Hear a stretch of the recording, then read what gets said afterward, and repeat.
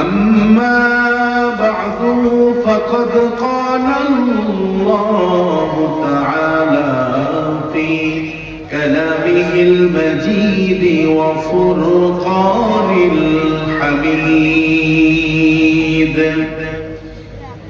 أعوذ بالله من الشيطان الرجيم بسم الله الرحمن الرحيم إن الذين قالوا ربنا الله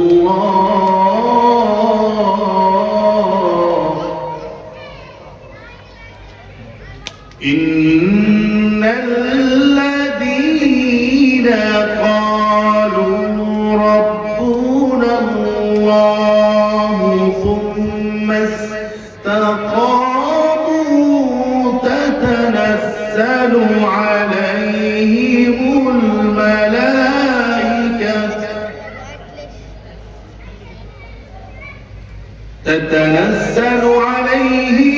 الملائكة ألا تخافوا ولا تحزنوا وأبشروا بالجنة التي كنتم توعدون.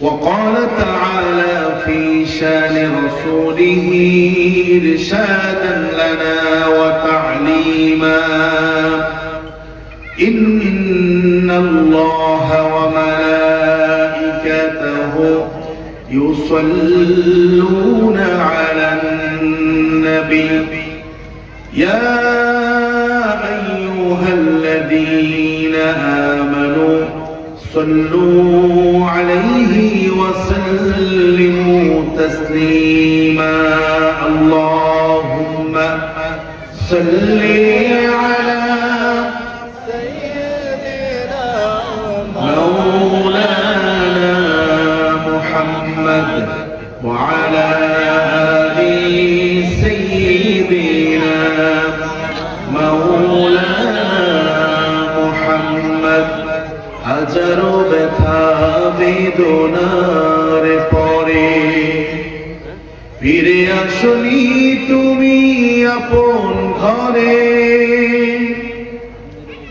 দিনের দাওয়াত তুমি ছড়িয়ে দিতে চলে গেলে মদিনায় মক্কা ছেড়ে হে রাসূল তোমাকে ভুলি আমি কেমন করে হে রাসূল তোমাকে ভুলি আমি কেমন করে আল্লাহুম্মা সাল্লি আলা সাইয়্যিদিনা মাওলানা মুহাম্মদ ওয়া আলা আলি সাইয়্যিদিনা بلغ العلا بكماله كشف الدجى بجماله حسنت جميع خصاله صلوا عليه আজকের মাহফিলে আসতে পেরে আপনারা খুশি না বেজার? আসার তৌফিক দিয়েছেন কে? সবাই আমরা আল্লাহর শুকরিয়া আদায় করে বলছি রব্বানা লাকাল হামদ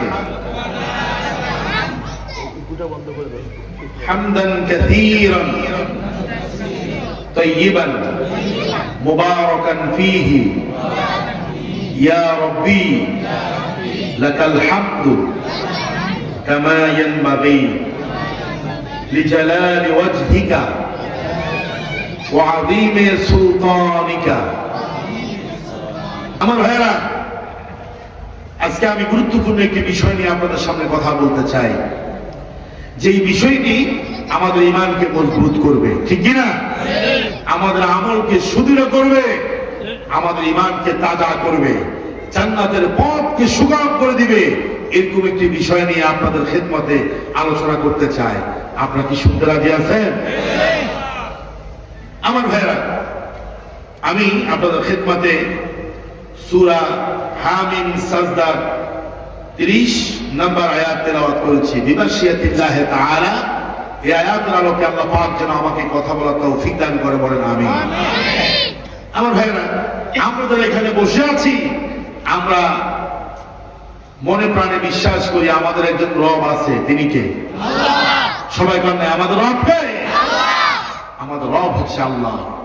কবরে যখন আপনি যাবেন, ফেরেশতারা আপনাকে প্রথম প্রশ্ন করবে, মান রব্বুকা, তোমার রব কে? ঠিক কি না? রব সম্পর্কে জিজ্ঞাসা করা হবে। পরকালে যদি রবের সম্পর্কে আপনি ফেরেশতাদেরকে রব সম্পর্কে বলতে চান যে আমার রব আল্লাহ, দুনিয়াতে আগে আপনাকে স্বীকার করতে হবে, ঠিক কি না? আমরা যখন রূহের জগতের মধ্যে ছিলাম, দুনিয়াতে আসি নাই, মায়ের গর্ভে যখন আমরা আসি নাই, রূহের জগতের মধ্যে, আলমে আর রোহার মধ্যে আল্লাহ রাব্বুল আলামিন আমাদেরকে প্রশ্ন করেছিলেন, আলাস্তু বিরাব্বিকুম, আমি কি তোমাদের রব নই? আমি কি তোমাদের রব না? আমি কি তোমাদের রব নই? এই প্রশ্ন যখন আল্লাহ রাব্বুল আলামিন আমাদেরকে করেছে রূহের জগতে, সেদিন আমরা সবাই মিলে সাক্ষ্য দিয়েছি। আমরা সবাই বলেছি বালা, অবশ্যই আপনি আমাদের রব, ঠিক কি না? জোরে বলেন আমাদের রব কে? আল্লাহ। রব মানে কি জানেন? রব মানে হলো পালনকর্তা, রব মানে হলো লালন পালন করে নেওয়ালা, রব মানে হলো হুকুমদাতা, রব মানে হলো আইনদাতা, রব মানে হলো বিধানদাতা। অর্থাৎ এই পৃথিবীতে আমরা চলতে গেলে যা প্রয়োজন হয় সবকিছুর যিনি ব্যবস্থা করেন তাকে বলে রব, ঠিক কি না? যেমন আমাদের এই যে ঘরের মধ্যে সবার বিবি আছে, আছে না? জোর কথা বলেন, আছে না? আছে। রান্না বান্না কে করে? আমাদের বিবিরা করে, ঠিক কি না? ছেলেদেরকে লালন পালন কে করে? ভাই আমার সাথে কথা বলতে হবে, আমি গতানুগতিক কোনো আলোচনা করি না। জোরে কর, আমাদের ঘরে রান্না বান্না করে কে? মহিলারা। আচ্ছা, বিবি না বললে অনেকের বিবি নাই, মহিলারা বলেন, কারা করে? মহিলারা, গৃহিণী। রান্না বান্না, ছেলে মেয়েদের লালন পালন, জামা কাপড় কি পরিষ্কার করা, তারপরে দেয়া রান্না বান্না করা, হাঁড়ি পাতিল গুলো ধৌত করা, অর্থাৎ বলতে গেলে অনেক কথা। এভরিথিং পরিবারের যা আছে সবগুলো যারা করে তারা হচ্ছে গৃহিণী, ঠিক কি না?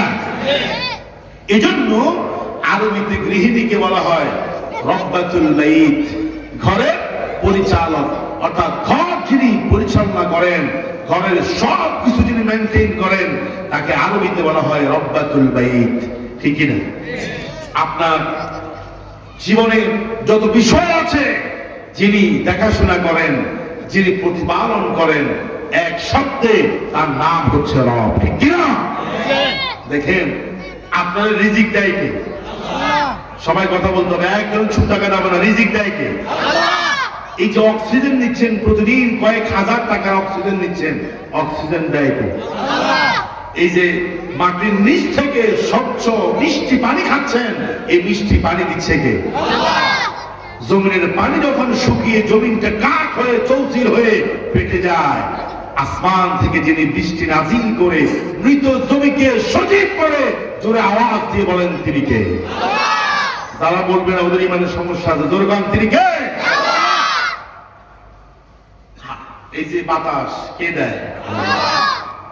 টোটাল বাসার জন্য আপনার যা ইনস্ট্রুমেন্ট আছে সবগুলো যিনি দেন, আওয়াজ দিয়ে বলেন তিনি কে? কিন্তু আমরা এত নাফরমান, আল্লাহ সব দেয়, এরপর আমরা আল্লাহর গোলামি করতে চাই না, ঠিক কিনা? কর শয়তান আমাদেরকে আল্লাহর গোলামি থেকে দূরে নিয়ে যাচ্ছে।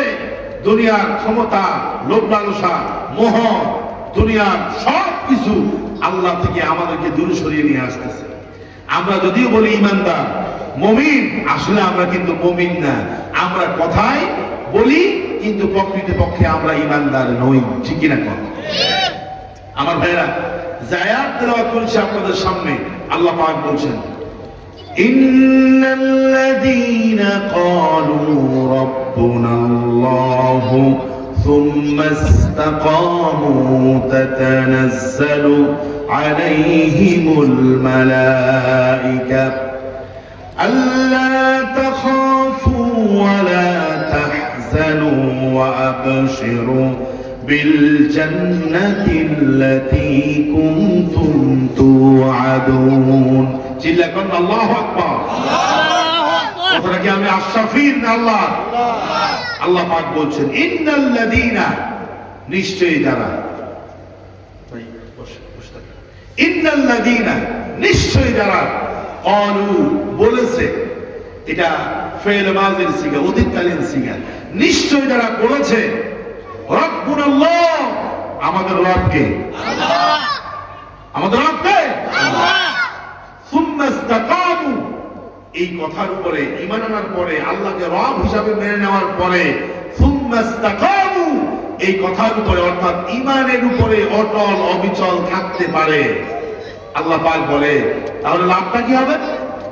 লাভটা হবে তাতানাজ্জালু আলাইহিমুল মালায়েকা, তাদের উপরে সব সময় অনবরত ফেরেশতা নাজিল হবে, আর ফেরেশতা বলবে আল্লাহ তাখাফু ওয়া লা তাহজানু। একটু জিকির করেন লা ইলাহা ইল্লাল্লাহ।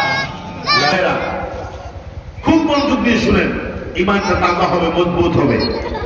তাহলে আয়াতের অর্থ কি? এই যে আপনার মুরব্বীরা পিছে বসছেন, সামনে বাচ্চাগুলো বসে বসে ডিস্টার্ব করতেছে, এই মাহফিলটা পুরোটাই আমি দেখতেছি মানে হজবরল, কোন শৃঙ্খলা আমি দেখতেছি না। মাহফিলে কোথায় স্বেচ্ছাসেবক, কোথায় কি চলতেছে, এরকম বিশৃঙ্খল পরিবেশ আমি কোথাও দেখি নাই। লক্ষ মানুষের সঙ্গে আমরা কথা বলি, আমার ভাইরা। আল্লাহ পাক বলছেন নিশ্চয় যারা বলবে, নিশ্চয় যারা বলে, বলেছে রব্বুনাল্লাহ, আমাদের রবকে, জোরে বলেন আমাদের রবকে, এই কথা যারা বলেছে, সুম্মা ইসতাকামু, এরপরে এই কথার উপরে অটল এবং অবিচল রয়েছে, আল্লাহ পাক বলছেন তাতানাজ্জালু আলাইহিমুল মালায়েকা, তাদের উপরে আল্লাহর ফেরেশতারা অবতীর্ণ হয়। অবতীর্ণ হয়ে কি বলে? আল্লাহ তাখাফু ওয়া লা তাহজানু, তোমরা ভয় করবে না, চিন্তা করবে না, ওয়া আবশিরু বিল জান্নাতিল্লাতী কুনতুম তুআদুন, আর আল্লাহর পক্ষ থেকে যে জান্নাতের ওয়াদা হয়েছে সেই জান্নাতের সুসংবাদ গ্রহণ করো। চিল্লা করো আল্লাহু আকবার। এবার আসেন, এই আয়াতটা কেন নাযিল হয়েছে? আয়াতের পিছনে একটা ব্যাকগ্রাউন্ড আছে, যেটাকে আরবিতে বলে শানে নুজুল। আমার ভাইরা, এই কোরআনে যত আয়াত নাযিল হয়েছে, নাযিল হওয়ার পিছনে একটা কারণ আছে, কথা বলেন না? কারণ এমনি নাযিল হয় নাই। কোরআনের প্রত্যেকটি আয়াত কোনো না কোনো ঘটনার কারণে নাযিল হয়েছে। সুবহানাল্লাহ। সুবহানাল্লাহ। এখন এই আয়াতটা কেন নাযিল হয়েছে? যে ঈমান আনার পরে ঈমানের উপরে অটল এবং অবিচল থাকবে, তার জন্য এই এই ঘোষণা, জান্নাতের ঘোষণা। ফেরেশতারা তাকে বলবে কোনো ভয় নাই, চিন্তা নাই। কেন আল্লাহ এই আয়াত নাযিল করছে? মুফাসসিরিনে কেরাম বললেন এই আয়াত নাযিল হওয়ার কারণ হলো আল্লাহ রাসূল সাল্লাল্লাহু আলাইহি ওয়াসাল্লাম 40 বছর বয়সে তিনি যখন নবুয়ত পেয়ে গেলেন, তিনি ওই লাত, মানাত, উজ্জা, হুবল, কাফির মুশরিকরা যেগুলোর পূজা করত, তিনি বলছেন এগুলা বাদ দাও, মূর্তির পূজা বাদ দাও। কুলু লা ইলাহা ইল্লাল্লাহ, তোমরা বলো লা ইলাহা ইল্লাল্লাহ তুফলিহুন, তাহলে তোমাদেরকে যিনি সফল কাম বানিয়ে দিবে তিনি কে? একটু আওয়াজ দেন, একটু জোরে কর না, তিনি কে? কাফের মুশরিকরা চিন্তা করলো, কি রে, এতদিন আমরা লাত, মানাত, উজ্জা, হুবল এগুলোর পূজা করেছিলাম, এখন মুহাম্মদ এসে নতুন এক ধর্মের দাওয়াত দিচ্ছে, নতুন কথা বলতেছে, এটা আমরা মানবো না। তারা বলল আলাইহি আবানা, আমাদের পিতৃপুরুষ যেই ধর্মের উপরে ছিল, যে কর্মের উপরে ছিল, আমরা সেগুলো মানবো, আমরা এখন নতুন করে কোনো কিছু মানবো না। নাউযুবিল্লাহ কর না। অথচ নিয়ম হলো সত্য যেখানে পাওয়া যাবে সেটাই মানতে হবে, ঠিক কিনা? এখন কাফির মুশরিকরা বলতেছে মুহাম্মদ তোমার নতুন ধর্ম আমরা মানি না, শুধু তাই না, আল্লাহ রাসূল যখন বলছে মূর্তির পূজা বাদ দিয়ে ইসলামের দিকে আসো, কোরআনের দিকে আসো, তাওহীদের দিকে আসো, আল্লাহ রাসূলের শত্রু তৈরি হয়ে গেছে, ঠিক কি না? যারা রাসূলকে ভালোবাসতো, রাসূলকে মহব্বত করতো, রাসূলকে আল আমিন উপাধি দিয়েছে, ওরা এখন রাসূলকে বলতেছে কাযযাব, মিথ্যাবাদী, রাসূলকে বলতেছে পাগল, রাসূলকে বলতেছে কাহেন, গরম। এমন কোন খারাপ উপাধি নাই যেটা তারা রাসূলকে দেয় নাই। আচ্ছা কোন এই যে রাসূলকে তারা গালি দিল, বিভিন্ন রকম খারাপ উপাধি দিল, আচ্ছা কোন তো রাসূল কি মিথ্যা নবী না সত্য নবী? আপনারা আরো অবাক হয়ে যাবেন, দিনের বেলা ওরা বলতো লা তাসমাউ লিহাযাল কোরআন। কাফের মুশরিকরা দিনের বেলা মিছিল করতো, স্লোগান দিত লা তাসমাউ লিহাযাল কোরআন, তোমরা মুহাম্মাদের মুখে যে কোরআন শুনো এটা তোমরা শুনবা না, মুহাম্মাদের কাছেও যাইবে না, সে কি বলে তাও শুনবা না, মুহাম্মাদ একটা পাগল, নাউযুবিল্লাহ। কিন্তু রাতের বেলা গোপনে গোপনে যায়া তারা রাসূল সাল্লাল্লাহু আলাইহি সাল্লামের কণ্ঠে আল্লাহর কালাম তারা শুনতো, সুবহানাল্লাহ। কর্মীদেরকে বলতো তোমরা যাইও না, শুনিও না, কিন্তু রাতের বেলা চুপে চুপে তারা কোরআন শুনতো। দেখেন আল্লাহ তাআলা রাসূলের উপরে কোরআন নাযিল করার পরে রাসূল যখন কোরআনের দাওয়াত দিচ্ছিলেন, 3 বছর গোপনে দাওয়াত দিয়েছেন।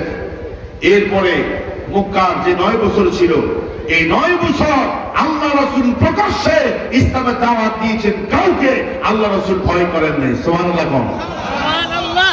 দেখেন অল্প কয়েকজন মুসলমান প্রথম 3 বছর দাওয়াত দেওয়ার পরে মুসলমান হয়েছে মাত্র 60 জন। কয়জন? সবাই বলেন কয়জন? 37 জন পুরুষ, 12 জন মহিলা নারী, আর 14 জন হচ্ছে গোলাম। এই 60 জন ইসলাম গ্রহণ করেছে 3 বছরের দাওয়াতে। রাসূল কিন্তু ভয় পান নাই, কাফের মুশরিক থেকে ভয় পান নাই। এই 60 জনকে নিয়ে ইসলামের প্রকাশ্যে দাওয়াত দেওয়া শুরু করছে, সুবহানাল্লাহ। দেখবেন যে ইসলামের পথে, দ্বীনের পথে ভালো কাজের লোকের সংখ্যা কম, দেখবেন যে ভালো কাজে আপনি লোক খুঁজে পাবেন না, ঠিক কি না? এই যে মাহফিলগুলো দেখেন না, কয়জন বসে?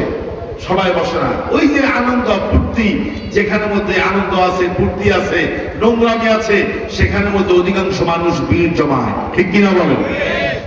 রাসূল ভয় পান নাই। রাসূলকে সাহস দিয়েছে 2 জন, একজন হচ্ছে মহিলা নারী, আরেকজন হচ্ছে পুরুষ। নারীদের মধ্যে যিনি আল্লাহ রাসূলকে সাহস দিয়েছেন, ফিনান্সিয়াল হেল্প করেছেন, সাহায্য করেছেন, অর্থ দিয়ে সাহায্য করেছেন, তিনি হলেন রাসূলুল্লাহর প্রথম স্ত্রী খাদিজাতুল কুবরা রাদিয়াল্লাহু তাআলা আনহা। আল্লাহু আকবার। রাসূলকে টাকা দিয়ে, অর্থ দিয়ে, বুদ্ধি দিয়ে সাহস দিয়েছেন। রাসূলকে বলছেন রাসূল আপনি দ্বীনের কাজ করেন, আপনার যা অর্থ লাগে আমি খাদিজা আপনাকে আমার সব সম্পত্তি দিয়ে দিব, সুবহানাল্লাহ। সুবহানাল্লাহ। আচ্ছা কোন এখনকার বউরা কি এরকম? বরং গোপনে রাতের বেলা স্বামীর পকেট থেকে কেমনে টাকা চুরি করবো, অনেক মহিলা এই ধান্দার মধ্যে থাকে, কথা কয় না? আর ভাই কথা বল না, রাগ করছেন? রাগ তো করবো মহিলারা, আমার মা বোন, আপনারা কেন করেন? আবার সবাই কিন্তু এক না, ঠিকই না? করেন সুযোগ পাইলেই পকেট থেকে কিছু নিবে, স্বামীর দেওয়া তো দূরের কথা, বরং স্বামী থেকে আরো গোপনে নিয়ে নেয়, ঠিক কিনা? কম নিজের মন মতো লক্ষ্মীপুর চলে যাবে, ভবানীগঞ্জ বাজারে যাবে, তোরাবগঞ্জে যাবে, নিজে মার্কেট করবে, স্বামীরে বলে তুমি আমার জন্য মার্কেট করা দরকার নাই, আমি নিজে নিজেই মার্কেট করব। এরকম মহিলা হয়তো আপনাদের এই মেঘনা বাজার বা এই আশপাশে নাই, 2-1 জন কইছে, বাকিরা কয় না, তার মানে নাই। খাদিজা রাদিয়াল্লাহু তাআলা আনহা তিনি ছিলেন প্রেস্টিজিয়াস লেডি, সম্মানিত মহিলা, অনেক সম্পদ ছিল, তার সব সম্পদ আল্লাহ রাসূলকে দিয়ে দিয়েছে, সুবহানাল্লাহ। আমার মা বোনেরা, আপনি যদি জান্নাতি মহিলা হতে চান তাহলে খাদিজার মতো হতে হবে, ঠিক কি না? আয়েশার মতো হতে হবে, যারা স্বামীকে জান প্রাণ দিয়ে ভালোবেসেছে। খাদিজা রাদিয়াল্লাহু তাআলা আনহা রাসূলকে টাকা দিয়ে, পয়সা দিয়ে সাহায্য করেছে, আবার রাসূলের উপরে ঈমানও আনছে, সুবহানাল্লাহ। না অনেক সময় দেখবেন অনেক স্ত্রী কিন্তু স্বামীরে মানে না, মানে স্বামীর কথা শুনে না, স্বামী বলে একটা, উনি মানে স্বামী বলে এইদিকে যাও, মহিলা যায় আরেক দিকে। এরকম মহিলা আছে কিনা? ওই যে একটা ঘটনা মনে পড়ছে। কি ঘটনা? এক মহিলা খালের মধ্যে গোসল করতে যায়, সে এখন আর উঠে না, অর্থাৎ খালের পানির মধ্যে সে ভেসে গেছে, স্রোতের সাথে সে ভেসে গেছে। মানুষরা এসে যে যার বউ খালে পড়ে গেছে, মানুষরা বলতেছে আপনার বউ তো খালে পড়ে গেছে, তাড়াতাড়ি উদ্ধার করেন। লোকটা তার বউকে খালে উদ্ধার করতে আসছে, এখন খালের মধ্যে স্রোত যাচ্ছে দক্ষিণ দিকে, উনি ধরতেছে উত্তর দিকে। মানুষরা কি মিয়া পাগল হয়েছ, তোমার বউ এখানে পড়ছে, স্রোতের সাথে দক্ষিণ দিকে গেছে, আর তুমি ধরতেছো উত্তর দিকে, স্রোতের উল্টা। ঘটনা কি? আরে তোমরা বুঝলা না, আমার বউ আমি জানি সারাটা জীবন সে উল্টা চলছে। সারা জীবন কি জোর খায় না, সারা জীবন কি? আমি যদি বলতাম ডান দিকে যাও, ওটা যাইতো বাম দিকে। আমি যদি বলতাম উত্তরে যাও, সে যাইতো দক্ষিণে। এখন খালের মধ্যে পড়ে স্রোতের সাথে দক্ষিণে যাচ্ছে, এটা আমি বিশ্বাস করি না। সারাটা জীবন যে উল্টা চলছে, আজকেও সে স্রোতের বিপরীতে উল্টা দিকে যাচ্ছে, ঠিক কিনা? দেখেন কিছু মহিলা এরকম আছে, স্বামীকে সাহায্য করেছে। খাদিজা রাদিয়াল্লাহু তাআলা আনহা, রাসূলের উপরে যখন ওহী এখনো নাযিল হয় নাই, রাসূল হেরা গুহার মধ্যে ধ্যান করছেন, খাদিজা রাদিয়াল্লাহু তাআলা আনহা প্রতিদিন খাবার নিয়ে আল্লাহ রাসূলের জন্য ওই হেরা পর্বতে প্রতিদিন রাসূলের খোঁজ খবর নিতেন আর খাবার নিয়ে যেতেন। সুবহানাল্লাহ। আর আরেকজন ছিল রাসূলের চাচা আবু তালেব, যদিও মুসলমান হয় নাই, ইসলাম কবুল করে নাই, কিন্তু রাসূলের প্রতি তার ভালোবাসা খুব বেশি ছিল। সুবহানাল্লাহ বলেন না? কাফের মুশরিকরা এসে বলল, আবু তালেব তুমি তো আমাদের দলের লোক, তুমি তো আমাদের দলের লোক, তোমার বাতিজার উপরে ইসলাম গ্রহণ করো নাই, ঈমান আনো নাই, তোমার বাতিজার উপরে তুমি তো ঈমান আনো নাই, তুমি তো ইসলাম গ্রহণ করো নাই, তুমি তোমার বাতিজাকে একটু বুঝাও যাতে করে তোমার বাতিজা দ্বীনের দাওয়াত ছেড়ে দেয়, কোরআনের দাওয়াত দেওয়া যেন ছেড়ে দেয়, ইসলামের কথাও বলা যেন বন্ধ করে দেয়। তোমার বাতিজাকে একটু বলো। আর তোমার বাতিজা কি চায়? যদি তোমার বাতিজা মক্কার সম্পত্তি চায়, তাকে আমরা সম্পত্তি দিব। তার জন্য যদি নারীর প্রয়োজন হয়, নারী দেব। সম্পদ, ক্ষমতা, নারী যা লাগে সব দেব। আবু তালেব এসে রাসূলকে বলল, মুহাম্মদ, মক্কার কাফের মুশরিকরা বলছে তুমি যদি এগুলো ছেড়ে দাও, এই দাওয়াত দেওয়া ছেড়ে দাও, ইসলামের কথা বলা ছেড়ে দাও, তাহলে তোমাকে মক্কার এই জমিন থেকে তোমাকে সম্পদ দেওয়া হবে, নারী দেওয়া হবে, অর্থ দেওয়া হবে। আল্লাহ রাসূল বলছেন, আমার চাচা শুনেন, লাউ ওয়াদাউ শামসা ফি ইয়ামিনি ওয়াল কমারা ফি ইয়াসারি, তারা যদি আমার এক হাতে সূর্য দেয়, আরেক হাতে যদি চাঁদ দেয়, তারপরেও আমি তাদের এই প্রস্তাবকে কখনো গ্রহণ করব না। আল্লাহু আকবার। কিন্তু আমাদের মধ্যে কিছু কিছু নামদারি মুসলমান আছে, তারা 500 টাকা পাইলে, ঘুষ পাইলে, অথবা 500 টাকা পাইলে নিজের ঈমান বিক্রি করে ফেলে। এরকম মানুষও আমাদের দেশে আছে, ঠিক কিনা বল? আল্লাহ রাসূল বলছে পশ্চিম যাও না। এবার আবু তালেব বলছে, শোনো ভাতিজা, আমি বুঝতে পারছি তুমি যে ইসলামের দাওয়াত দিচ্ছ, এই ইসলামটা একটা সঠিক ধর্ম। আল্লাহু আকবার। এই যে দুই একজন মাঝে মধ্যে উঠতেছে, আমি মনে হয় গান বাজনা বলতেছি, এরা উঠতেছে কেন? এরা ডিস্টার্ব করতে আসছে না, পাগলা কি চমৎকার কথাগুলো বলতেছে। এই একজন উঠছে, পিছন দিয়ে আরেকজন উঠছে, পাগলা না। এরা আসে কেন মাহফিলে?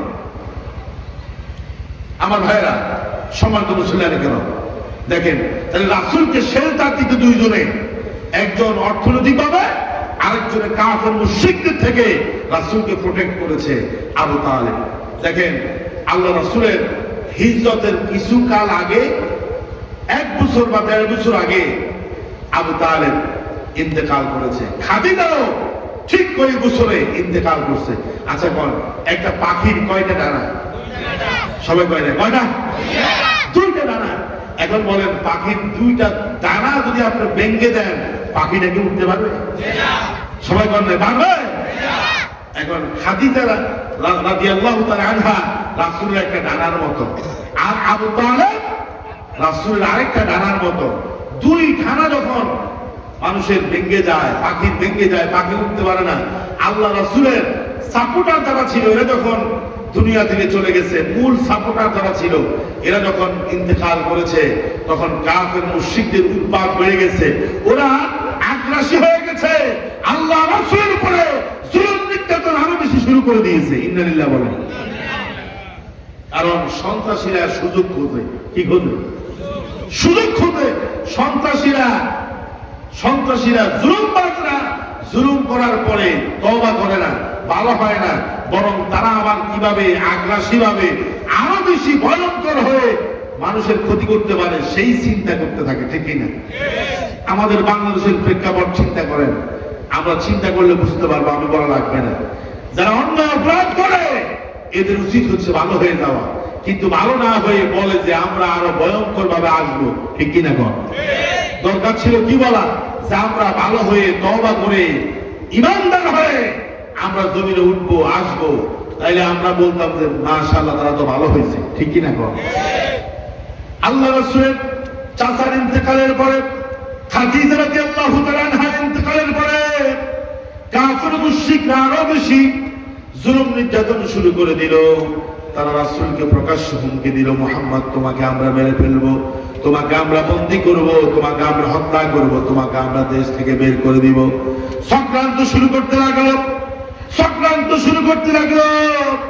আচ্ছা বলুন তো দেখি, এই পৃথিবীতে ইমানদারদের একজন অভিভাবক আছে, তিনি কে? সবাই বলেন না, ইমানদারদের অভিভাবক কে? পৃথিবীর সব যদি আমাদের শত্রু হয়ে যায়, আমাদের একজন অভিভাবক আছে, বন্ধু আছে, তিনি কে? আল্লাহ রাব্বুল আলামিন বললেন, ও মুহাম্মদ সাল্লাল্লাহু আলাইহি ওয়াসাল্লাম, বাল্লিগ মা উনজিলা ইলাইকা, ও রাসূল তোমার উপর আমি যে কোরআন নাযিল করেছি, এই কোরআনের দাওয়াত তুমি মানুষদেরকে পৌঁছিয়ে দাও। আল্লাহু আকবার। ফাইন লাম তাফআল ফামা বাল্লাগতা রিসালাতাহু, যদি তুমি এই কোরআনের দাওয়াত মানুষের কাছে পৌঁছে না দাও, আমি আল্লাহ বুঝবো তুমি রিসালাতের দায়িত্ব পালন করতেছো না। আল্লাহু আকবার। দেখেন, রাসূলকে আল্লাহ সান্ত্বনা দিচ্ছে, আল্লাহু ইয়াসিমুকা মিনান নাস। রাসূল, আপনি যদি ভয়কে উপেক্ষা করে, কাফের মুশরিকদের ভয়কে উপেক্ষা করে আপনি যদি এই কোরআনের দাওয়াত, ইসলামের দাওয়াত মানুষকে দিতে পারেন, আমি আল্লাহই আপনাকে তাদের জুলুম থেকে, নির্যাতন থেকে, নিপীড়ন থেকে আমি আল্লাহ আপনাকে হেফাজত করবো। আল্লাহু আকবার। এবার মূল ঘটনা বলতেছি। আল্লাহ রাসূল সাল্লাল্লাহু আলাইহি ওয়াসাল্লাম চিন্তা করছে, মক্কায় আমি আর দাওয়াত দেব না। রাসূল সাল্লাল্লাহু আলাইহি ওয়াসাল্লাম চলে গেছেন তায়েফে, সেখানে দাওয়াত দিয়েছেন। আচ্ছা বলেন, তায়েফের মানুষরা কি দাওয়াত কবুল করছে? করছে? সবাই একসাথে বলেন, আপনাকে বোবা। তায়েফের মানুষরা কি দাওয়াত কবুল করছে? এদিকে ভাইয়েরা বলেন না, জোরে বলেন, করছে? বরং রাসূলকে পাথর মেরেছে, আঘাত করে রক্তাক্ত করে ফেলেছে। দেখেন, এবার রাসূল সাল্লাল্লাহু আলাইহি ওয়াসাল্লাম তায়েফ থেকে আসলেন। মক্কার যে সমস্ত কাফের মুশরিকরা রাসূলের উপরে জুলুম করেছে, নির্যাতন করেছে, শুধু রাসূলের উপরে করে নাই, আল্লাহ রাসূলের উপরে যারা ঈমান এনেছে এদের উপরে জুলুম নির্যাতন শুরু করে দিয়েছে। এখন দেখেন, আমাদের ঈমান তো দুর্বল, ঠিক না? কথা বলেন, দুর্বল। একটু বিপদ দেখলেই আমরা ইসলাম থেকে একটু সরে আসি, ভালো কাজ থেকে একটু সরে আসি। এখন যখন রাসূলের উপর নির্যাতন হলো, সাহাবীদের উপর নির্যাতন হলো, এবং কাফের মুশরিকরা ওই নতুন নবমুসলিম যারা আছে এদেরকে বুঝালো, দেখো তোমরা যদি ইসলাম ছেড়ে দাও তাহলে আমরা তোমাদেরকে অর্থ দেব, টাকা পয়সা দেব, যা লাগে সব দেব, আর মুহাম্মদের দলে যদি তোমরা থাকো কিছু পাবা না। কথা বলে না? টাকা দিয়ে মানুষ কিনা যায়, আপনারা জানেননি? আপনারা জানেন না? টাকা দিয়ে মানুষ কিনা যায় জানেন? ওরা মুসলমানদেরকে দুর্বল করতে চাচ্ছে, বলছে তোমাদেরকে আমরা টাকা দিব, পয়সা দিব, যা লাগে সব দিব, বিনিময়ে তোমরা মুহাম্মদের উপর থেকে ঈমানটা ছেড়ে দাও, তাকে বিশ্বাস করবে না, তার রবের উপরে বিশ্বাস করবে না। এভাবে বিভিন্ন ভাবে প্রলোভন দিয়া যখন মুসলমানদেরকে দুর্বল করতে লাগলো, তখন আল্লাহ তাআলা রাসূলের উপরে এই আয়াতটা নাযিল করে দিয়েছে। কোন আয়াত? ইন্নাল্লাযীনা ক্বালু রাব্বুনাল্লাহু থুম্মা ইসতাকামু তাতানাজ্জালু আলাইহিমুল মালাইকাতু আল্লা তাখাফু ওয়া লা তাহজানু وابشروا بالجنة التي كنتم توعدون الله أكبر الله أكبر এখানে আমরা যারা বসে আছি অমুসলিম কেউ আছে? জোরে বলেন আল্লাহু আকবার। আমরা ঈমান এনেছি কার উপরে? আল্লাহর উপরে। আল্লাহ পাক বলতেছে ওই যে কাফের মুশরিকরা মুসলমানদেরকে দুর্বল করার জন্য বিভিন্ন প্রলোভন দিচ্ছে, অর্থের, সম্পদের। আল্লাহ বলতেছে রাসূলকে, হে রাসূল, নিশ্চয়ই যারা ঈমান এনেছে, অর্থাৎ আল্লাহকে রব বলে যারা ঈমান এনেছে, তারা যেন এই ঈমানের উপরে স্থির থাকে, ঈমানের উপরে যেন স্থির থাকে। তারা যেন কাফের মুশরিকদের কোন লোভে, কোন অপারে, তারা যেন অমুসলিমদের কোন প্রস্তাবনা, কোন লোভ দেখাবে, এই লোভে যেন না করে যায়, ঈমান হারা যেন না হয়, বরং তারা যেন ইসলামের উপরে, দ্বীনের উপরে, কালেমার উপরে তারা যেন ইস্তেকামাত থাকে। আল্লাহু আকবার। আল্লাহু আকবার। দেখেন, আপনি আল্লাহকে যখন রব মানছেন, মানার পরে যদি এই কথার উপরে অটল এবং অবিচল থাকেন, ফেরেশতারা আপনার কাছে এসে বলবে, ও আল্লাহর বান্দা, আল্লাহ তাখাফু ওয়ালা তাহজানু, চিন্তা করবে না, ভয় করবে না, তোমার কোনো চিন্তা নাই, তোমার কোনো ভয় নাই। তুমি যদি এই কথার উপরে দৃঢ় থাকতে পারো, তাহলে পরকালে তোমার জন্য একটা সুসংবাদ আছে। সুসংবাদ হলো তোমার জন্য ওয়াবশিরু বিল জান্নাহ, আল্লাহর জান্নাত তোমার জন্য রয়েছে, এই সুসংবাদ গ্রহণ করো। সুবহানাল্লাহ। সুবহানাল্লাহ। আমরা যারা ঈমানদার মুমিন, আমরা এটাই বিশ্বাস করি, ঈমান যেহেতু এনেছি, মুসলমান যেহেতু হয়েছি, এই ঈমান এবং ইসলামের উপরে থাকবো, প্রয়োজনে জীবন যাবে, প্রয়োজনে আমরা শহীদ হব, এরপরেও বাতিলের সাথে আমরা আপোষ করব না। ইনশাআল্লাহ। ইনশাআল্লাহ। আর জোরে বলেন ইনশাআল্লাহ। ইনশাআল্লাহ। আচ্ছা, ইব্রাহিম আলাইহিস সালামের নাম কি আপনারা শুনছেন? না, সবাই শুনেন না, শুনছেন? আমাদের জাতির পিতার নাম কি? মুসলিম জাতির পিতার নাম কি? সবাই কর নাই। জাতির পিতার নাম কি? একজনের তো আদম। আমাদের জাতির পিতার নাম কি? আদম। কি নাম বলেন? ইব্রাহিম আলাইহিস সালাম। তাকে যখন আল্লাহ পাক নবুয়ত দিলেন, তারপরে ইসলাম কবুল করছে তার ভাতিজা লূত আলাইহিস সালাম। দেখেন, তিনি একা, ভাতিজা যখন ইসলাম গ্রহণ করছে, মানুষ হয়েছে কয়জন? আমার কথা বললাম, কয়জন হয়েছে? 2 জন। দেখেন, সমাজকে পরিবর্তন করার জন্য বহু মানুষ লাগে না, একজন ইচ্ছা করলে জাতির জাগরণ আনতে পারে, ঠিক কিনা? যুগ জামানা পাল্টে দিতে চায় না অনেকজন, একজনে আনতে পারে জাতির জাগরণ, ঠিক কিনা বলেন? ইব্রাহিম আলাইহিস সালাম যেই সমাজে জন্মগ্রহণ করছে, যেই ঘরে জন্মগ্রহণ করছে, তার পিতা আদম মূর্তি পূজক ছিল। নাউযুবিল্লাহ কন না? খুব চমৎকার কথাগুলো আসতেছে। অগ্নি পূজক ছিল, মাজুসী ছিল, সে আগুনের পূজা করত, আবার মূর্তির পূজা করত, সনম আসনামের পূজা করত।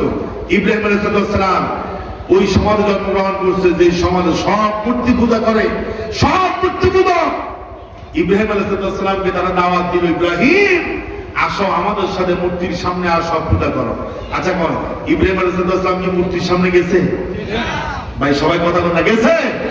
যাই নাই। দেখেন, ইচ্ছে করে তিনি যাইতে পারতো, কারণ তার বাবাও মূর্তি পূজক, তার সমাজের সবাই মূর্তি পূজক, পরিবারের সবাই মূর্তি পূজক। তাকে যখন দাওয়াত দেওয়া হয়েছে, ইব্রাহিম আসো, আমাদের সাথে মূর্তির সামনে আসো, মূর্তি পূজা করো, মূর্তির সামনে মাথা নত করো, তিনি কি বলছেন? তিনি বলছে, শুনো, ইন্নী বারিউম মিম্মা তুশরিকুন। ইব্রাহিম আলাইহিস সালাম বলছে, শুনো, তোমরা যে শিরক করতেছো, মূর্তির সামনে মাথাটাকে নত করতেছো, আমি ইব্রাহিম কখনো মূর্তির সামনে মাথা নত করব না, কারণ এই মূর্তি পূজা থেকে আমি সম্পূর্ণ মুক্ত। আল্লাহু আকবার। আল্লাহু আকবার। ওরা তো করতেই হবে, মাথা নত করতেই হবে।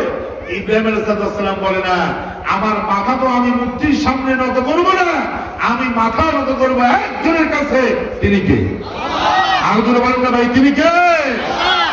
ইব্রাহিম আলাইহিস সালাম বললেন, ইন্নী ওয়াজ্জাহতু ওয়াজহিয়া লিল্লাযী ফাতারাস সামাওয়াতি ওয়াল আরদা হানিফান ওয়া মা আনা মিনাল মুশরিকিন। এটা বলেন না, সবাই বলেন, ইন্নী ওয়াজ্জাহতু ওয়াজহিয়া লিল্লাযী ফাতারাস সামাওয়াতি ওয়াল আরদা হানিফান ওয়া মা আনা মিনাল মুশরিকিন। আল্লাহু আকবার।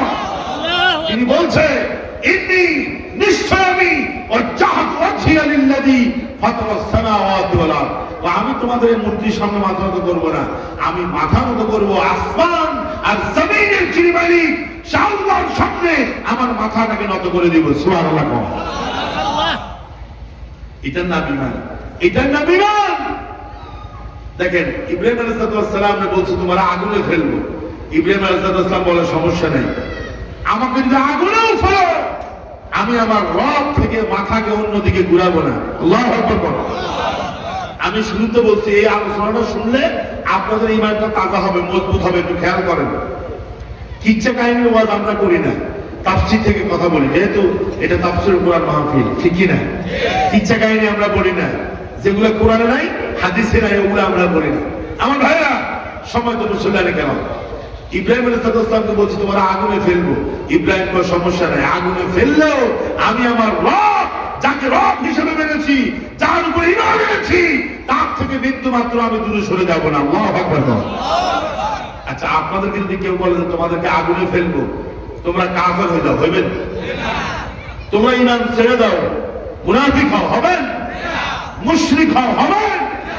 হওয়া যাবে না। এটা যেন মুখের কথা না হয়, এটা যেন অন্তরের কথা হয়। যে আমাদের উপরে জেল আসবে, জুলুম আসবে, হত্যা আসবে, হামলা আসবে, মামলা আসবে, এরপরও আমরা ঈমান ছাড়বো না ইনশাআল্লাহ। এই যে ফিলিস্তিনের মুসলমানরা 70 বছর ধরে মাইর খাচ্ছে, কেন জানেন? ফিলিস্তিনকে প্রস্তাব দেওয়া হয়েছে তোমরা সবাই ইহুদি ধর্ম অনুসরণ করো, তোমরা সবাই খ্রিস্টান হও, অথবা তোমরা সবাই মুসলমানিত্ব ছেড়ে তোমরা ভিন্ন ধর্ম গ্রহণ করো। ওরা বলছে না, আমরা প্রয়োজনে শহীদ হব, বিটা ছাড়বো, দেশ ছাড়বো, এরপরও ঈমান ছাড়বো না। আল্লাহু আকবার। এটার নাম ঈমান। যে আপনাকে কেউ হুমকি দিবে, কেউ আপনাকে হত্যা করবে, কেউ আপনাকে মেরে ফেলবে, কিন্তু ঈমান বিক্রি করা যাবে না, ঈমান ছেড়ে দেওয়া যাবে না, ঠিক কিনা? দেখেন হযরতে খুবাইব রাদিয়াল্লাহু তাআলা তাকে কাফের মুশরিকরা ধরে নিয়ে গেছে, নিয়ে তার জন্য ফাঁসির মঞ্চ বানাইছে। বলছে খুবাইব তুমি যদি বলো যে আমি মুরতাদ হয়ে গেছি, মুরতাদ অর্থাৎ আমি ইসলামকে বাদ দিলাম, আমি আমার পূর্বের ধর্মে ফিরে গেলাম, যদি তুমি মুরতাদ হও, ইসলামকে বাদ দিয়ে দাও, মুহাম্মদের ধর্মকে যদি বাদ দিয়ে দাও, তাইলে আমরা তোমাকে ফাঁসি দেব না, আমরা তোমাকে ছেড়ে দেব। খুবাইব রাদিয়াল্লাহু তাআলা আনহু বলছে শুনো কাফেরের বাচ্চারা, তোমরা আমাকে মৃত্যুর ভয় দেখাও না, তোমরা আমাকে মৃত্যুর ভয় দেখাও না। আমাকে যদি তোমরা মেরে ফেলো, 1000 বার মেরে ফেলো, এরপরও আমি ঈমান ছাড়তে পারবো না। আল্লাহু আকবার। তিনি বলছেন লাস্তু বালি হিনা উকতালু মুসলিমান, আমার কোনো চিন্তা নাই, আমার কোনো টেনশন নাই, আমার কোনো পরোয়া নাই। তোমরা আমাকে এমন সময় আমাকে ফাঁসি দেওয়ার জন্য ফাঁসি রশির কাছে এনেছো, শুনে রাখো লাস্তু বালি হিনা উকতালু মুসলিমান, তোমরা আমাকে ফাঁসি দেওয়ার জন্য এই যে মুহূর্তে এনেছো আমার কোনো টেনশন নাই, কারণ আমি হলাম মুসলমান। আল্লাহু আকবার। আমি মুসলমান, আমি মুসলিম, এই অবস্থায় যদি আমাকে মেরে ফেলো আমার কোনো টেনশন নাই। আল্লাহু আকবার। মুনাফিকদের জন্য টেনশন, বেঈমানদের জন্য টেনশন। মুমিন কখনো মৃত্যুর ভয় করে না, ঠিক কিনা? এই বাংলাদেশে আমরা দেখেছি ইসলামপন্থী হকপন্থীদেরকে ধরে নিয়ে রিমান্ড দিয়েছে, জেল দিয়েছে, তাদের উপরে জুলুম হয়েছে, তাদের জন্য অবৈধ ট্রাইব্যুনাল গঠন করেছে, তাদেরকে প্রস্তাব দেওয়া হয়েছে যদি আমাদের সাথে নেগোসিয়েশন করো তাইলে আমরা তোমাকে ফাঁসি দিব না, সব রায় সব মামলা ডিসমিস করব।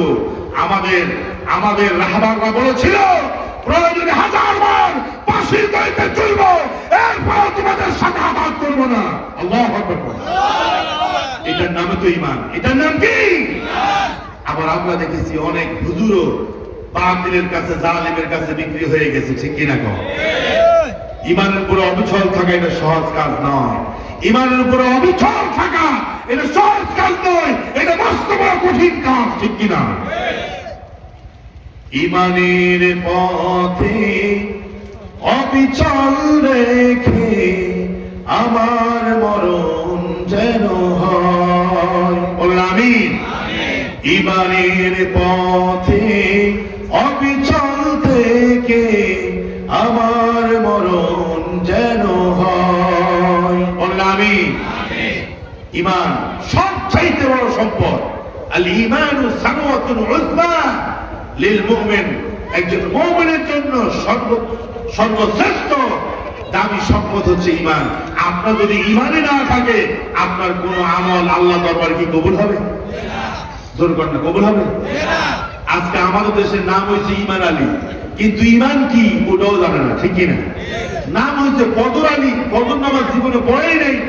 নাম হয়েছে আতর আলী, গায়ের থেকে দুর্গন্ধ বাইর হয়। কোন লোক আছেন? আরো কথা বলে আছে না?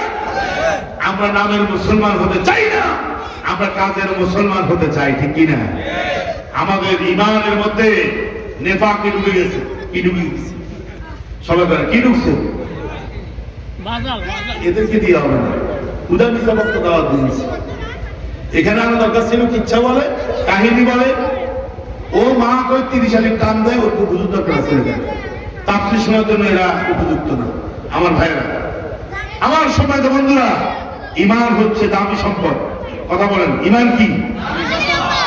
রাগ টাক বলে যায় বলেন, ঈমান কি? আরো তো বলেন, ঈমান কি? এই ঈমান যদি আপনার ভিতরে না থাকে, আপনার হজের দাম নাই, রোজার দাম নাই, নামাজের দাম নাই, দান সদকার দাম নাই, এই মাহফিলের দাম নাই, ঠিক কিনা? এই জন্য ঈমান ঠিক করতে হবে। ঈমান যদি না থাকে, কোনো মূল্য নাই। এটা বোঝানোর জন্য আমি একটা উদাহরণ দেই। আচ্ছা, আপনাদের এদিকে খাল আছে? খাল কি খাল? নাম কি? মুসার খাল। মাশাআল্লাহ, মাছ আসেনি? এক সময় কিন্তু নদীতে অনেক মাছ পাওয়া যেত, এখন কিন্তু মাছ বেশি পাওয়া।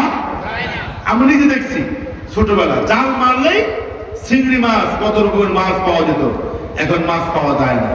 এখন একজনের মুসার খালে মাছ মারতে গেছে, মাছ মারতে যাওয়ার পরে জাল নিয়ে যায়, আবার একটা খলি, এটাকে আপনারা কি বলেন? জোর করে কি বলেন? খলি তো এখন আর পাওয়া যায় না, কারণ এখন প্লাস্টিকের জিনিস বের হয়েছে, এই কারণে খলি পাওয়া যায় না, ঠিক কিনা? এখন আপনি মুসার খালে একটা জাল নিয়ে গেছেন, আবার নিয়ে গেছেন একটা খলে মাছ রাখার জন্য। এখন খলি নিচের দিকে ফুটা, বলেন নিচে কি? তাও কথা কয় না, এত শক্ত কথা বলছে একটু আগে, এরপরে কথা কয় না। জোরকান খলির নিচে কি? ফুটা। এখন আপনি সারা রাত ধরে মাছ ধরছেন মুসার খালে, মাছও পাইছেন মাশাআল্লাহ, প্রতি খেপেই মাছ উঠছে।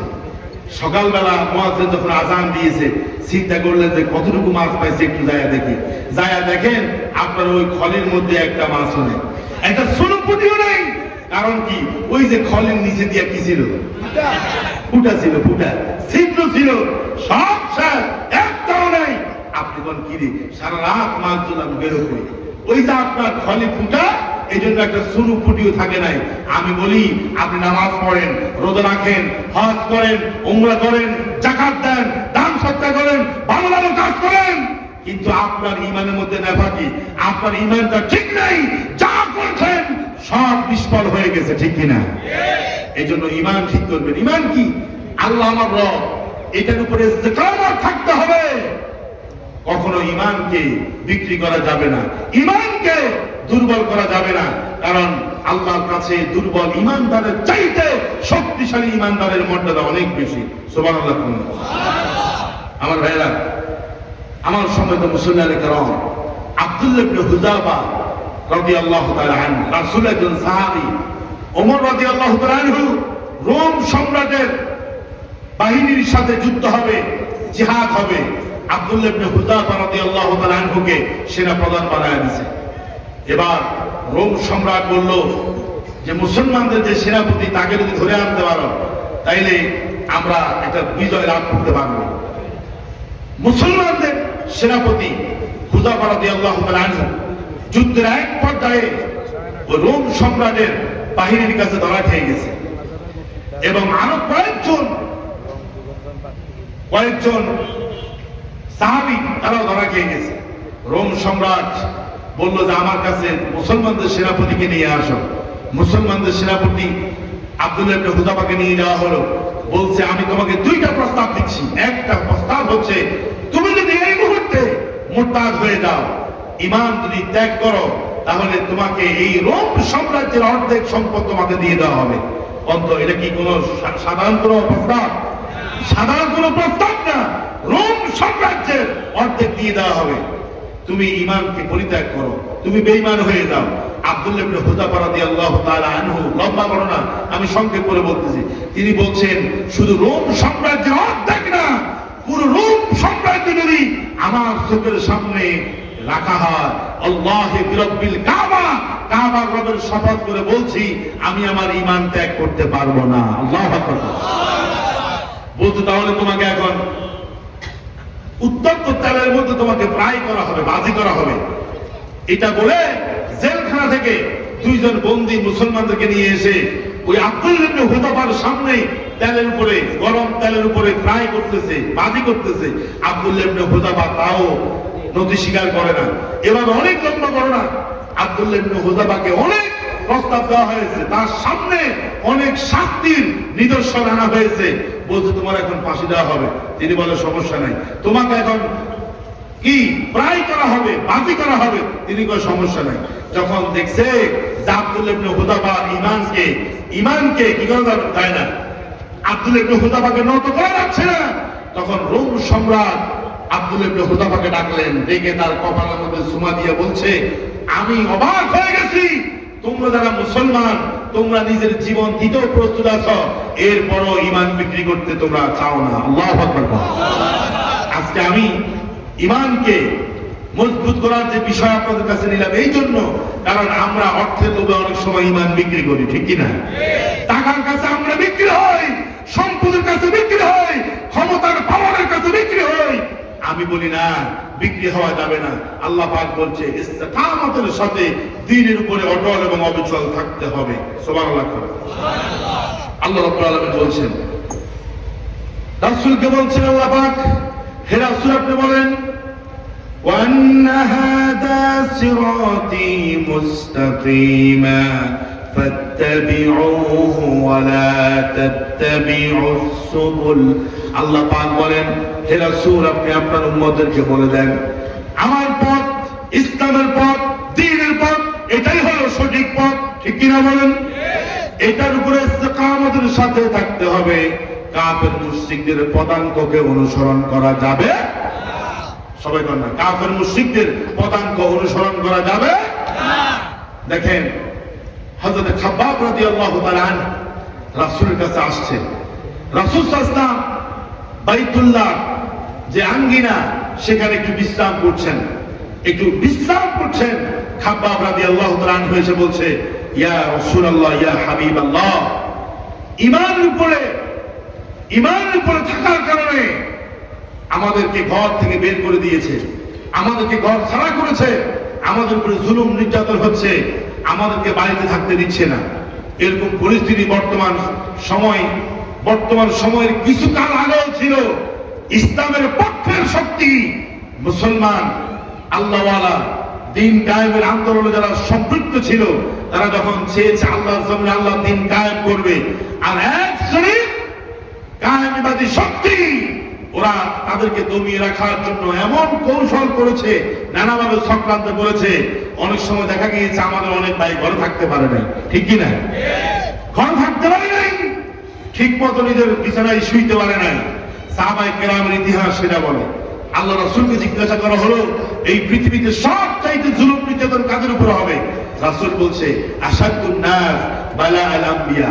এই পৃথিবীতে সবচাইতে জুলুম নির্যাতন হয়েছে রাসূলদের উপরে, নবীদের উপরে। এরপরে কারা? সুম্মাল আমসালু ফাল আমসাল। নবী এবং রাসূলের পথে যারা হাঁটবে, চলবে, ওদের উপরও যুগে যুগে জুলুম হবে, ঠিক কিনা? কোন কথা বলা হয়েছে না? একটু ঈমানের সাথে বলা হয়েছে কিনা? হয়েছে। খাব্বাব রাদিয়াল্লাহু তাআলা আনহু রাসূলের কাছে যায়, বলতেছে, রাসূল আমাদেরকে ঘরে থাকতে দিচ্ছে না, জুলুম হচ্ছে, নির্যাতন হচ্ছে। আল্লাহ রাসূল সাল্লাল্লাহু আলাইহি ওয়াসাল্লাম বলছে, শুনো খাব্বাব, নিরাশ হয়ো না, হতাশ হয়ে যায়ো না। তোমাদের পূর্বে এমন অনেক জাতি ছিল, মুসলমান ছিল, মুমিন ছিল, তারা ঈমান আনার কারণে তাদেরকে কি জুলুম করা হয়েছে শুনো। তাদেরকে মাটির মধ্যে গলা পর্যন্ত এভাবে মাটির নিচে কি করা হতো? আল্লাহু আকবার। আল্লাহ রাসূল বলছেন ইউগফারু লাহু ফিল আরদে, মাথাকে বাদ দিয়া এই পর্যন্ত মাটির মধ্যে দাবায়া ফেলতো। এরপরে কি করতো? ফায়ুজাউ বিল মিনশার, তারা করাত নিয়ে আসতো। করাত দেখছেন আপনারা? এই যে বড় বড় গাছগুলো কাটার জন্য আমাদের গ্রামগঞ্জে আগে করাত ছিল, এখন হয়তো মেল হয়েছে, ইলেকট্রনিক মেল হয়েছে, এখন মেলের মধ্যে নিয়ে গাছ কাটে। এক সময় আমরা দেখেছি যে বড় বড় গাছগুলোকে আপনার বড় বড় করাত দিয়ে কাটতো, ঠিক কি না? আল্লাহ রাসূল বলছেন খাব্বাব শুনো, তোমাদের পূর্বে ঈমানদার যারা ছিল তাদের উপরে কিরকম জুলুম হয়েছে শুনো। ফায়ুহফারু লাহু ফিল আরদে, জমিনের মধ্যে তাদেরকে দাবিয়ে ফেলা হতো। ওয়ায়ুজাউ বিল মিনশার, এবং লোহার করাত দিয়ে আসা হতো। মাথাকে দ্বিখণ্ডিত করত, শরীরকে দ্বিখণ্ডিত করে ফেলত। শুধু তা নয়, শরীর থেকে হাড্ডি থেকে গোশত মাংসগুলোকে তারা লোহার ছিলনি দিয়ে আলাদা করে ফেলতো। নাউযুবিল্লাহ। আল্লাহ রাসূল বলেন এরকম মারাত্মক জুলুম হতো ঈমানদারদের উপরে। ওমা ইয়াসুদ্দুহু যালিকা আন দীনিহি, আল্লাহ রাসূল বলেন খাব্বাব শুনো, ওই কঠিন জুলুম নির্যাতনের পরও আল্লাহর কোন বান্দা ঈমানদার ঈমান থেকে এক চুল পর্যন্ত, দিন থেকে এক চুল পর্যন্ত সরে যায় নাই। আল্লাহু আকবার। আর জোরে কোন ভাই আল্লাহু আকবার। এই জন্য দুনিয়ার কোন লোভ লালসা, দুনিয়ার কোন অর্থ, দুনিয়ার কোন সুযোগ সুবিধা যেন আমাদেরকে ঈমান হারা না করে, বলেন আমিন। আর জোরে কোন আমিন। ইনশাআল্লাহ নিয়ত করেন যে মৃত্যু পর্যন্ত আমরা ঈমান এবং ইসলামের উপরে টিকে থাকবো, বলেন ইনশাআল্লাহ। এখন ইসলামের উপরে টিকে থাকতে হলে, দ্বীনের উপরে টিকে থাকতে হলে, ঈমানকে বাঁচাতে হলে কয়েকটা কাজ করতে হবে। এক, আল্লাহর কাছে সব সময় দোয়া করতে হবে। বলেন কি করতে হবে? দোয়া করেননি আপনারা? নিজেরা করেন না, হুজুরদেরকে দিয়ে করেন? এই পাবলিক আর কথা বলতে হবে, কাকে দিয়ে করান? হুজুরদেরকে দিয়ে করবেন পরে, আগে নিজের দোয়া নিজে করবেন, ঠিক কি না? আল্লাহ বলছে আমার বান্দা যখন আমাকে ডাকে তখন আমি ডাকে সাড়া দেই। আপনি দেখেন অন্যকে দিয়ে আপনার নিজের মা বাবার জন্য দোয়া করান, নিজের জন্য দোয়া করান, সেটা কবুল হতেও পারে না। কিন্তু আপনি যদি মুখলিসান লিদ্দীন, একনিষ্ঠভাবে যদি কায়েমুন বাকৃতি দোয়া করেন, আল্লাহর কাছে কেঁদে কেঁদে যদি দোয়া করেন, তাহলে আপনার দোয়া কবুল করবে কে? উদউনি আস্তাজিব লাকুম, আল্লাহ পাক বলে আমাকে ডাকো, আমি ডাকে সাড়া দেব। এখন দ্বীনের উপরে, ইসলামের উপরে, ঈমানের উপরে টিকে রাখতে হলে সব সময় দোয়া করতে হবে। আল্লাহ দোয়াটাও শিখাই দিয়েছে, সুবহানাল্লাহ। আল্লাহ রাব্বুল আলামিন বললেন বান্দারা দোয়া করো, রব্বানা লা তুযিগ কুলুবানা বা'দা ইদ হাদাইতানা ওয়া হাব লানা মিন লাদুনকা রাহমাতান ইন্নাকা আনতাল ওয়াহ্হাব। চিল্লায় কোন আল্লাহু আকবার। না হয় না, আরো জোরে করে আল্লাহু আকবার। দোয়া করবেন কার কাছে? আল্লাহ বলছে দোয়া করো আমার কাছে। কি দোয়া? রব্বানা, হে আমাদের রব, লা তুযিগ কুলুবানা, আমাদের অন্তরকে বক্র করবা না। অর্থাৎ ঈমান থেকে আমাদের ঈমানের বিপরীতে যে নিফাক আছে, কুফর আছে, এগুলোর মধ্যে আমাদেরকে তুমি মুবতালা করবা না। অর্থাৎ ঈমানের বিপরীতে যত কাজ আছে ওগুলো যেন আমরা না করি। আল্লাহু আকবার। হেদায়েত যখন দিয়েছো আমাদের ঈমানকে বক্র করবা না, আমাদেরকে ঈমান হারা করবা না। সুবহানাল্লাহ। ওয়াহাব লানা মিন লাদুনকা রাহমা, আল্লাহ তোমার পক্ষ থেকে আমাদের জন্য রহমত দান করো। সুবহানাল্লাহ। আচ্ছা কোন আল্লাহ রহমত দরকার আছে কি না? আল্লাহ রহমত যদি না থাকে ভাইরা, আপনার কোনো আমল আপনি করতে মন চাইবে না, আপনার কাছে কিছুই ভালো লাগবে না। এই জন্য নেক আমল করতে হলে রহমত লাগে কার? আর জোর করুন। দেখেন আপনার অনেক আমল আছে, এই আমল দিয়ে আপনি জান্নাতে যেতে পারবেন না যদি আল্লাহ রহমত না থাকে, ঠিক কি না? হাদিসের ভিতরে এসেছে কিয়ামতের দিন বিচার ফয়সালার পরে আল্লাহ তাআলা এক ব্যক্তিকে বলবেন, ও ইয়া আব্দি উদখুলিল জান্নাতা বিরহমাতি, আমার রহমত দিয়ে তুমি জান্নাতে প্রবেশ করো। আল্লাহু আকবার। আল্লাহ বান্দাকে বলবে, বান্দা তোমার আমলনামার মধ্যে কোনো গুনাহ নেই, সব হাসানাত সব নেক আমল, উদখুলিল জান্নাতা বিরহমাতি, বান্দা আমার রহমত দিয়ে জান্নাতে ঢুকে যাও। এখন ওই বান্দার মনের ভিতরে একটা অহংকার আসবে। কি আসবে? অহংকার। বান্দা বলবে কি রে, আমার নেক আমল আছে, আমি ভালো ভালো কাজ করছি, আল্লাহ রহমত লাগবে কেন? আমি আমার নেক আমল দিয়েই তো জান্নাতে যেতে পারি, ঠিক কি না? এবার আল্লাহ ফেরেশতাদেরকে বলবো, আমার ফেরেশতারা শোনো, এই বান্দারা কি জান্নাতে যাবে? আমার রহমত লাগবে না। অহংকার করতেছে আমার বান্দা। আল্লাহ তাআলা তখন ফেরেশতাদেরকে বলবে, আমি এই বান্দাকে যত নেয়ামত দিয়েছি, আচ্ছা কোন তো চোখ দিছে কে? হাত, কান, সব অঙ্গ প্রত্যঙ্গ যিনি দিয়েছেন তিনি কে? আল্লাহ পাক বলবে, কোন নেয়ামত স্বীকার করবা? ওয়াইন তাউদ্দু নি'মাতাল্লাহি লা তুহসুহা, আমার নেয়ামত গুনতে শুরু করবা, গুনে শেষ করতে পারবা? সব দিশা আল্লাহ। স্লোগান দেয়, আমার নেতার চরিত্র ফুলের মতো পবিত্র, অথচ ওই নেতার মতো চরিত্রহীন লম্পট বদমাশ সন্ত্রাস ওই এলাকাতে নাই, ঠিক কিনা? যে ভালো বলে স্লোগান দিছে ওটাও নষ্ট, ঠিক কিনা? দেখবেন যে নেতা নষ্ট তার কর্মীও নষ্ট। নেতার চরিত্র 32, কর্মীর চরিত্র 33, ঠিক কিনা? আমার কাছে লজ্জা লাগে, এই নেতা মদ খাওয়া ছাড়া চলতেই পারে না, বোতল খাওয়া ছাড়া চলতেই পারে না, বাবা খাওয়া ছাড়া ঘুমে আসে না। ও আমার নেতার চরিত্র ফুলের মতো পবিত্র। আমি বলি আরো স্লোগান দাও, নামাজ পড়ে না 1 ওয়াক্ত, গাঁজা টানে 5 ওয়াক্ত, কথা বলে না? এরকম আছে কিনা? আমার ভাই, আমাদের মেহমান হয়তো আসতেছে, আমি কথাগুলো ব্যাখ্যা না করে বলতেছি, তাইলে রহমত লাগবে। ওই বান্দা বলতেছে আমি রহমত ছাড়া জান্নাতে চলে যাব। এখন আল্লাহ ফেরেশতাদেরকে বলছে 2টা চোখ নিয়ে আসো। 2টা চোখে এত পাওয়া, এই 2টা চোখের নেয়ামতের হক আদায় করতে হলে 500 বছরের ইবাদত করা লাগে। আল্লাহু আকবার কোন। অথচ ওই বান্দার ইবাদতের সওয়াব হচ্ছে কম। এবার আল্লাহ পাক বলবে, তুমি তো জান্নাতে যেতে পারবে না, কারণ আমি তোমাকে যত নেয়ামত দিয়েছি ওই নেয়ামতের ধারে কাছেও তুমি ইবাদত করতে পারো না, ঠিক কিনা বলেন? আমার ভাইরা, এই জন্য আমি সর্বশেষ আপনাদেরকে যেটা বলবো সেটা হচ্ছে, হেদায়েতের উপর থাকতে হলে দোয়া করতে হবে কার কাছে? সবাই কথা বলেন, কার কাছে? 2, একটা গুরুত্বপূর্ণ পয়েন্ট বলি, হেদায়েতের উপরে থাকতে হলে নেককারদের সাথে চলতে হবে, ঠিক কিনা? নেককার কি চিনেন? সবাই বলেন না, নেককার চিনেন? নেককার কারা? নেককারকে তো আমরা চিনি না। আজকে সমাজে নেককার, ইমানদার, পরেজগার যারা, এদেরকে মানুষ পাত্তা দেয় না, দাম দেয় না, কথা বল না কেন? অথচ আল্লাহ পাক বলছেন, ইন্নাল্লাযীনা আমানু ওয়া আমিলুস সালিহাতি উলাইকা হুম খায়রুল বারিয়া। আল্লাহু আকবার।